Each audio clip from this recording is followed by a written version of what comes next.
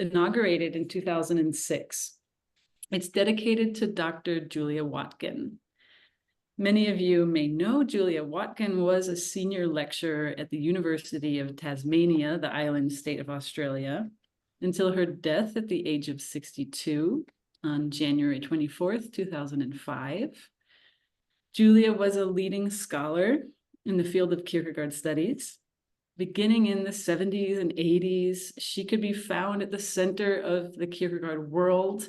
Living in Kierkegaard's hometown, Julia taught at the People's University in Copenhagen, and she hosted scholars who came to Denmark from all around the globe and mentored people.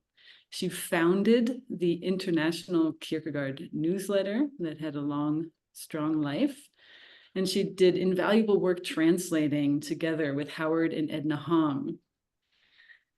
And Julia had strong ties with and was a great benefactor to the Kierkegaard Library, to whom she bequeathed her estate when she died.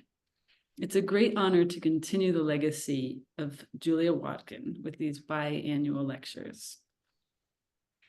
Now, for today's lecture, it's my pleasure to introduce Joakim Garff, who is the director of the Søren Kierkegaard Research Center at the Faculty of Theology at the University of Copenhagen, where he also teaches and directs research on Kierkegaard. Joakim is well known for his biography on Kierkegaard, which is translated into many languages, as well as his biography on Kierkegaard's one-time fiancée, Regina Olsen. He is co-editor of the 55 volumes of the SKS and has been a crucial figure in research circles attempting to read Kierkegaard with a sensitivity to the literary, to the art form, to the mode of delivery, and the use of language in communicating philosophical ideas. Today, we welcome Joakim to speak to us on the Kierkegaardian text. It's my pleasure to welcome you, Joakim. Thank you so much for being here. Thank you so much, Anna, and thank you very much for the invitation to present this paper on the Kierkegaardian text. I have been looking forward to it, and it's an honor to speak in honor of Julia Watkin, whom I have known personally and worked with for a number of years during her time in Copenhagen. So I have only the best and most enjoyable memories of her. She was a true Kierkegaardian character.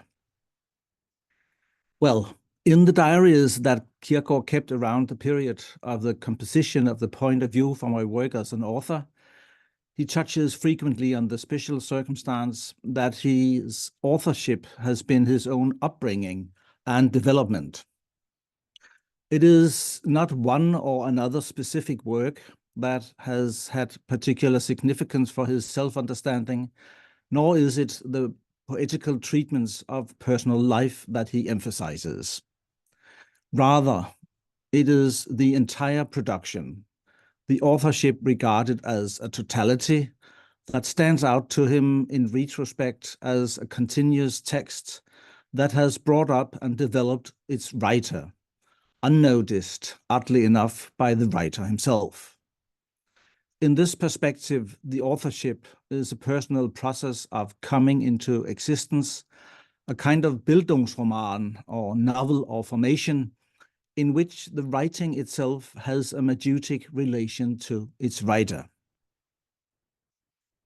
Kierkegaard is genuinely astonished and inscribes his experience in a theological perspective, characterizing the alien contribution to the authorship as, quote, the part played by governance, end of quote. And he explains, as categorically determined as possible, it is governance that has brought me up, an upbringing reflected in the process of productivity. What may appear at first glance to be megalomania on Kierkegaard's part is, in fact, an acknowledgement of his own limited autonomy.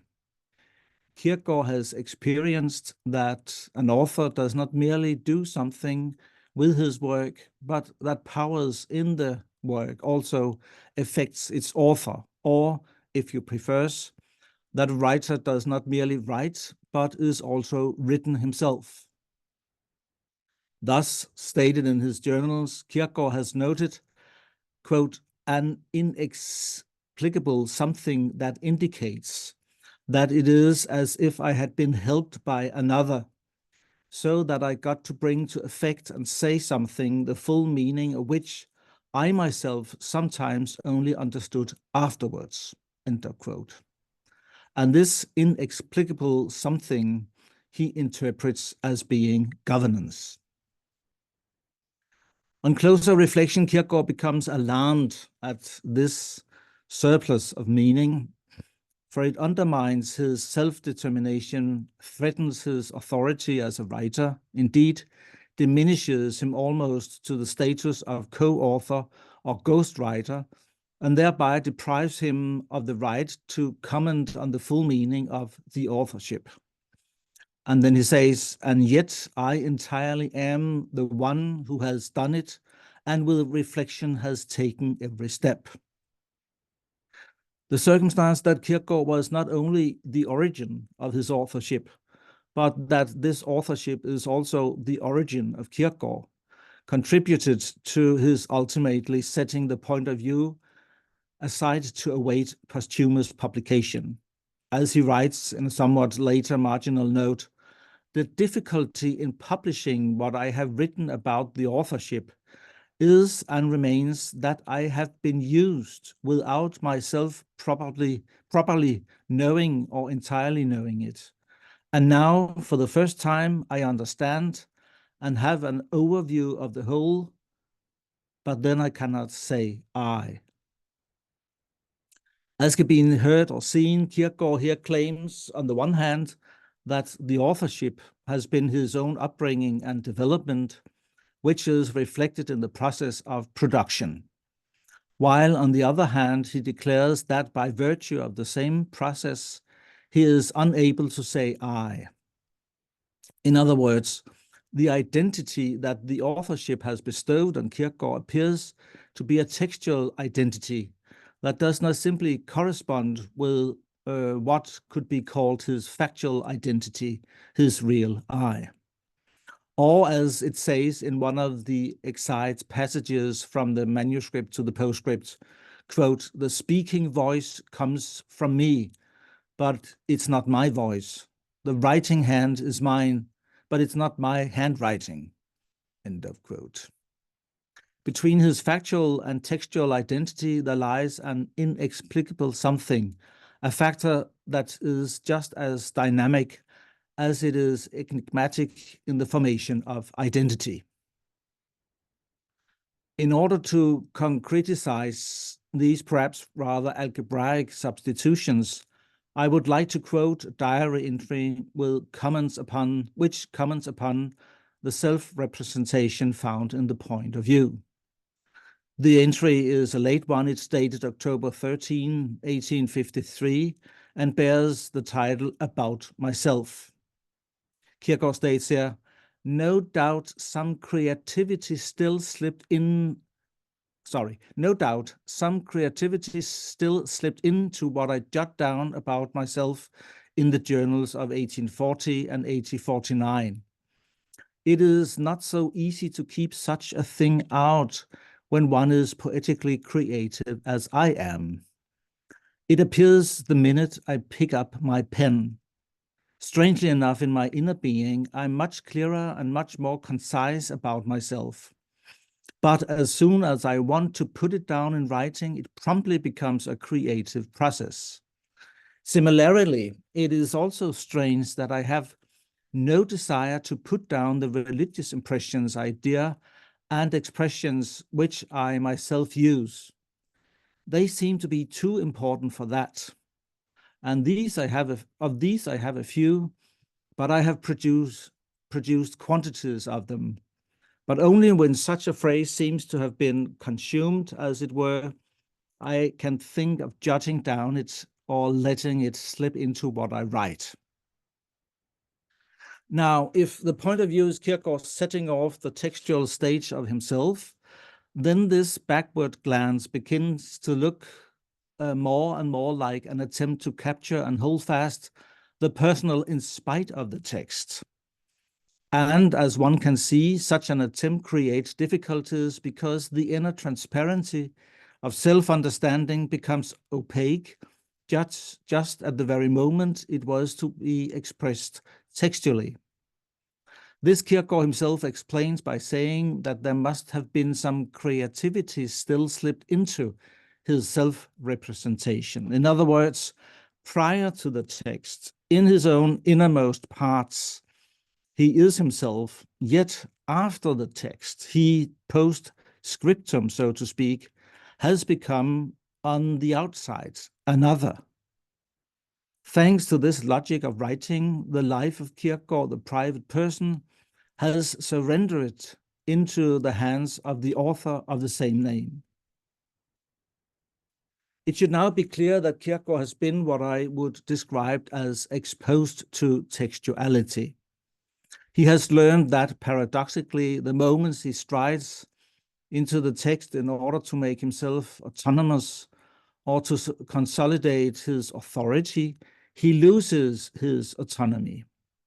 Textuality has its own autonomy, so to speak. It has certain logics at its disposal that the writer cannot escape, but is subject to, and evidently even regulated by. The term textuality thus does not simply refer to text in a straightforward physical sense, but rather denotes the essence of a text, its second nature, its dynamism, which first confers a surplus of meaning unto the writing and ultimately deprives the writer of the identity that he wishes to document in and by his text. This unruliness, which in Kierkegaard's view has metaphysical implications, can naturally be attributed to a number of factors which to some extent can be identified and determined individually.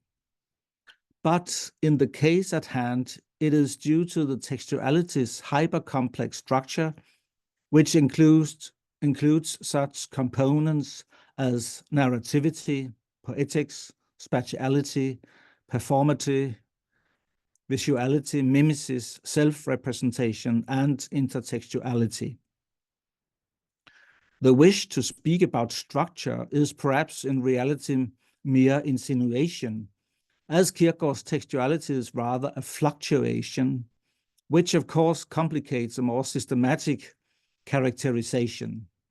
And to that extent, it is quite adequate to describe textuality, as Kierkegaard himself does, as an inexplicable something. In what follows, I will identify some of the factors that constitute Kierkegaard's textuality as a hyper-complex phenomenon. I will do this very briefly by illuminating the tension between rhetoric and epistemology in Fear and Trembling and Repetition, and by including some passages from The Woman Who Was a Sinner. Furthermore, I will unfold a notion of narrative identity as an essential but often overlooked constellation in Kierkegaard's oeuvre.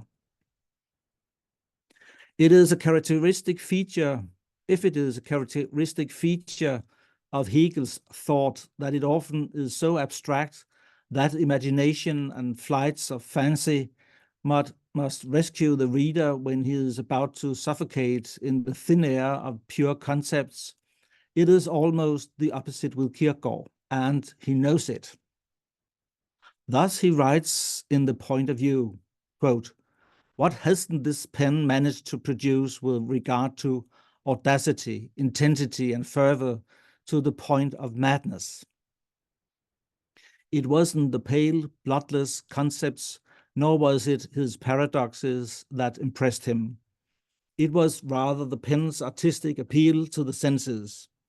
And it is, as we know, not least because of his extreme use of the rhetorical register that Kierkegaard actually became Kierkegaard. Kierkegaard is a lyricist, though he never authored a single strophe. Not for nothing can he also describe himself as a lyrical author. Most of his texts have something in common with poetry. They can only be paraphrased with a significant loss of meaning and should therefore be quoted instead. In the year before his death, he could write for great length about the rapture that style gives him.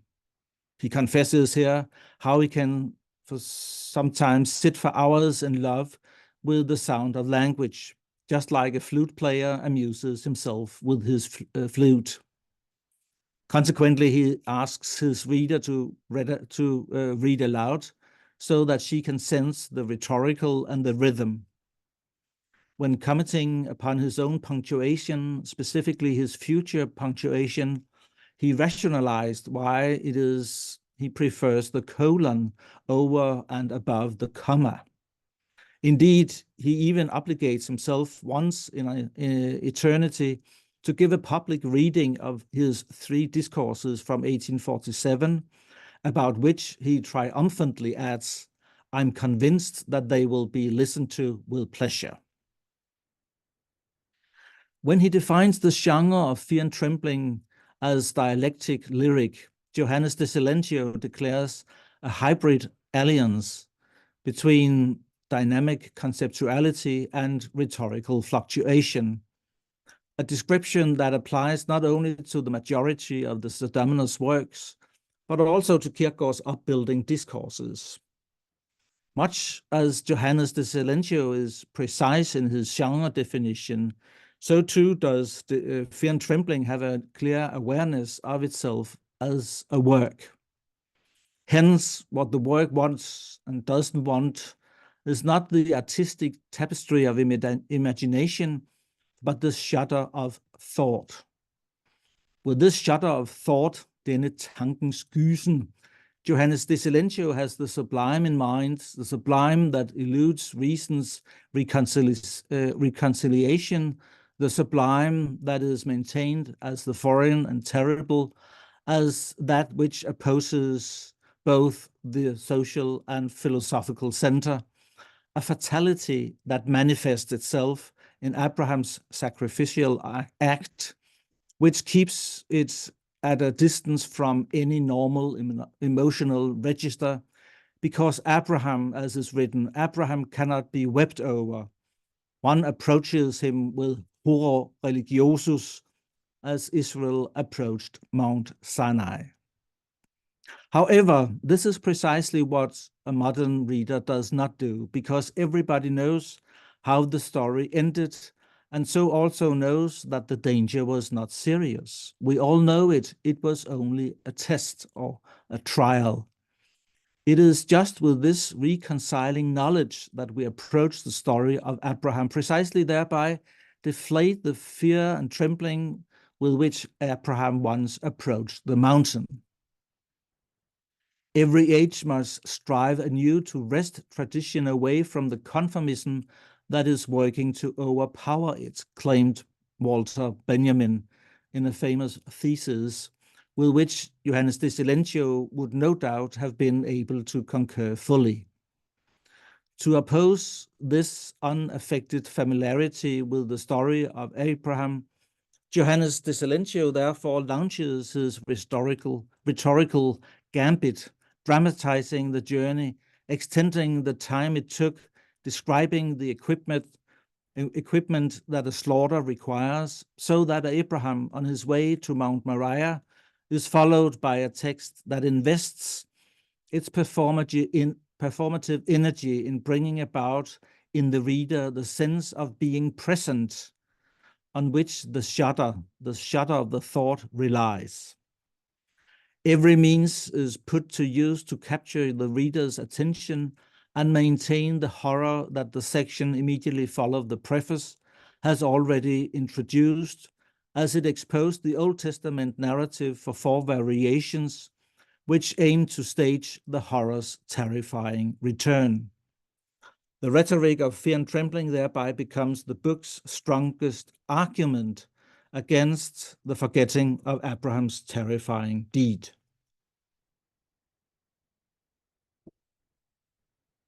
The question of the teleological suspension of the ethical which is dealt with epistemologically or dialectically in the book's various problemata, thereby corresponds to the text's rhetorical or lyrical suspension of the distance between the reader and Abraham. Although the work's rhetoric is attached to its epistemological concern, it is nonetheless the rhetoric that accomplishes the work's ultimate endeavor, insofar as it is the rhetoric that fills fear and trembling with fear and trembling. It was no accident that Kierkegaard could write about his work. One will almost shudder for the frightful pathos which is in that book, after which he added, for good measure, fear and trembling reproduced my own life.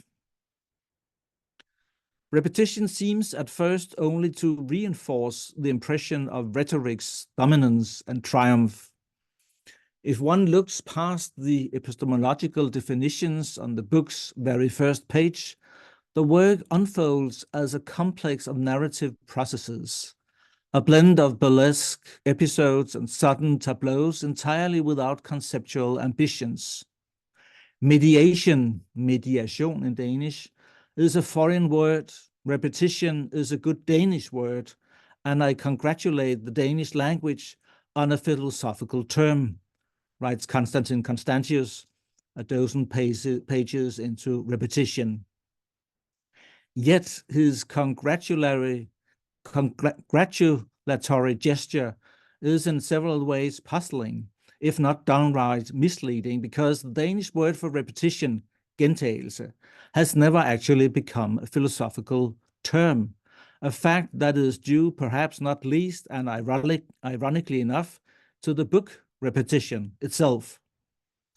For repetition is not a treatise of conceptual analysis, even if it has frequently been read as such, but it is rather an extended narrative about a concept that is subjected to so many definitorial approximations and downright abuses of its meaning that, in the end, it simply cannot endure the onslaught, but falls to pieces before the reader. And this collapse is precisely what the narrative accomplishes. Accordingly, if one tries, as did Johann Ludwig Heiberg in his review of the book, to get hold of the concept of repetition by reaching, as it were, behind the narrative, behind the rhetoric, behind the imagery, in short, behind the textuality, then one has, I would argue, taken hold of what is less essential in the work, and to that extent has misread repetition. Kierkegaard's upbuilding discourses are among the most rhetorical texts he ever wrote. It takes time to get through them, not because philosophical and theological terminology complicates appropriation, but rather because of their rhetorical complexity. This is due in turn to the fact that the discourses ought to be read slowly. The reader is thereby exposed to time, experiences time, which is what many of the discourses, not least, are about. The texts, images, and moving, but they also move before the eyes of the reader, who is drawn into the movement, and is transformed by it. Take, for example, The Woman Who Was a Sinner from 1849, the last of the discourses contained in the 3 discourses at the Communion on Fridays. This discourse presents a refined movement of speech that brings the reader to move through the text towards the confessional and to the absolution at the altar, abetted by a number of verbs of motion, especially by the refrain like, "She went into the Holy One."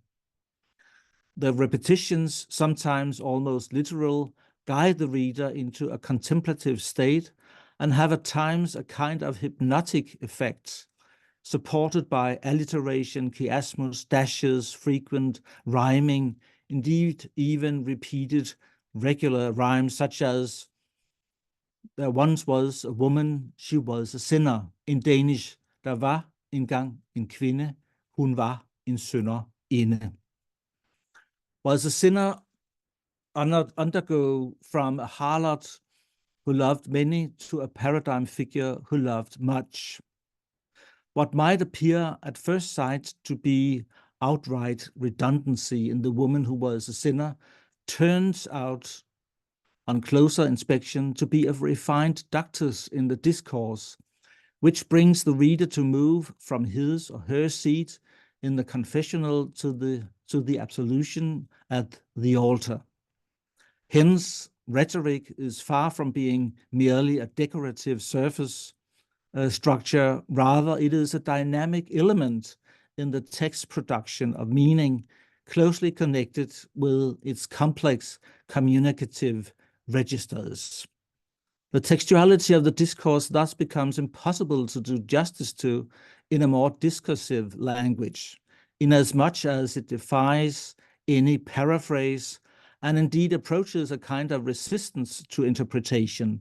Indeed, rhetoric actually constitutes semantics in many cases.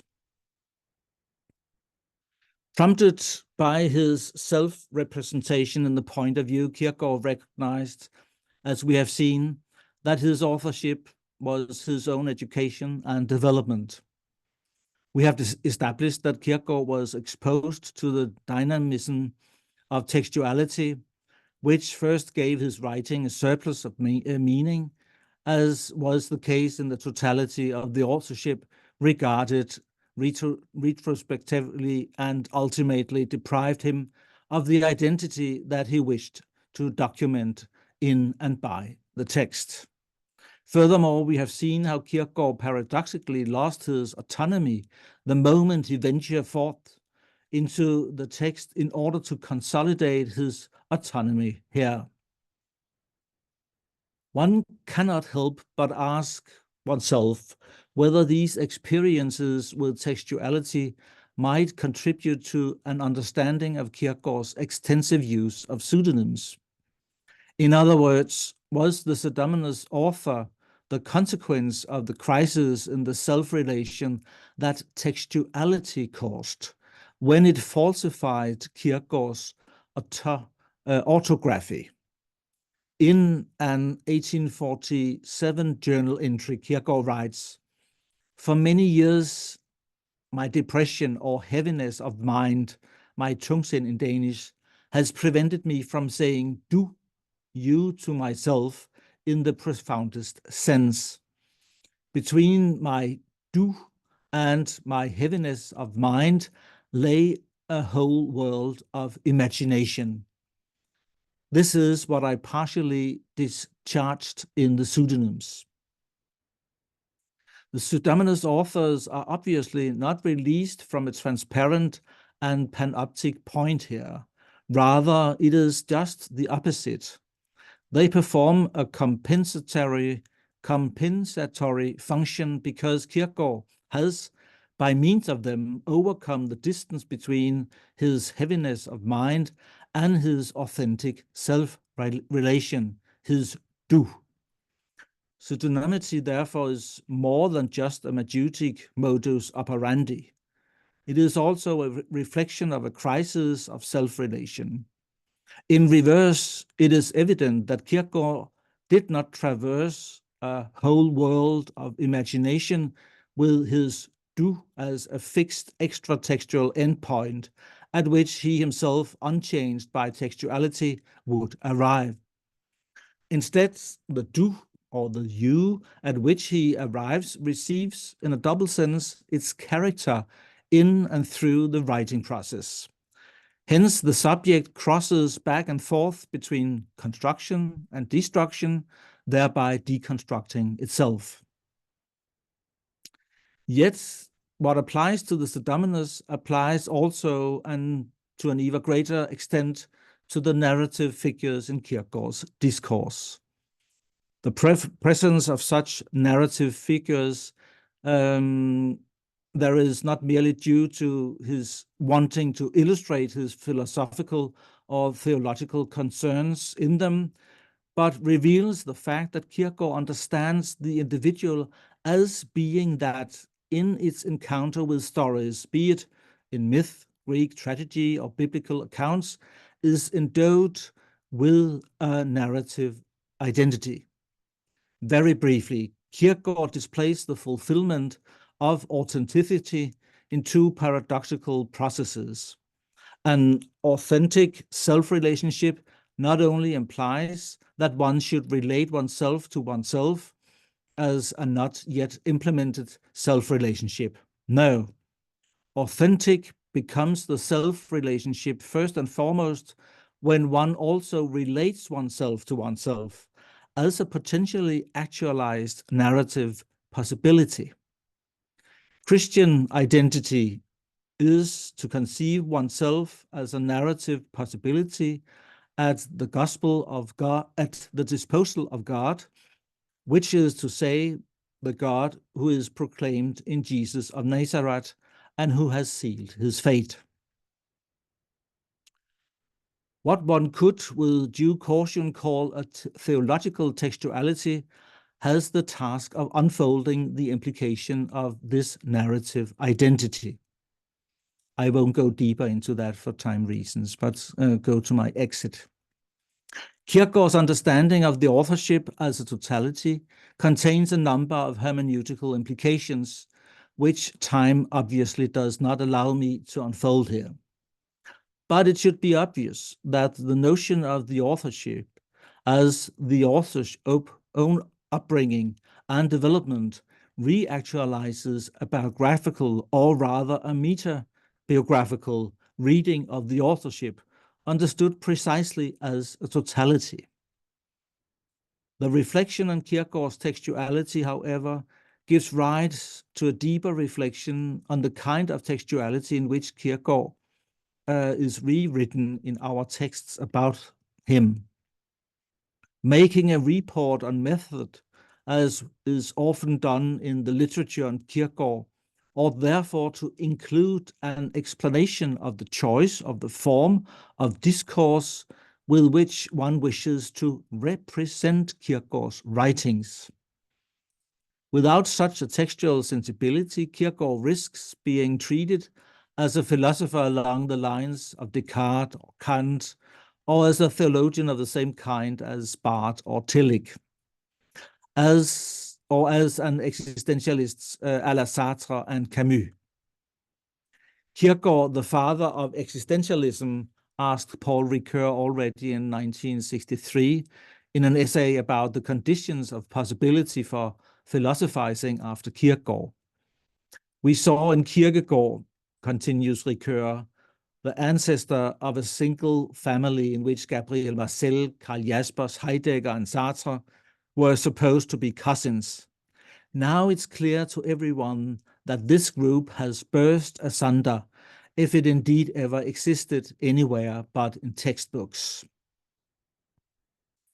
Ricoeur here links Kierkegaard's importance to the theme of textuality and thereby to the genre problem, which is often ignored or simply taken for granted. Yet, as Ricoeur further claims, the best way to tame Kierkegaard is to place him in a known genre. Ricoeur's observation thus makes room for an extensive reflection on the difficulties associated with providing the most adequate representation of Kierkegaard's textuality.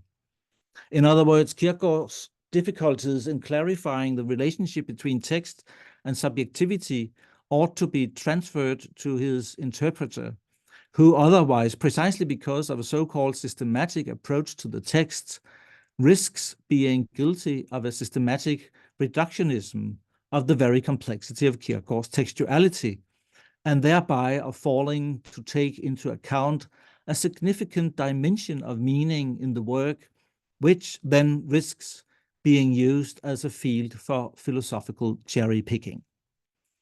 Thus, textuality, as the most Kierkegaardian thing about Kierkegaard, must be tended carefully. It is the essence of Kierkegaard and the source of the joy of reading him. Thank you for your attention.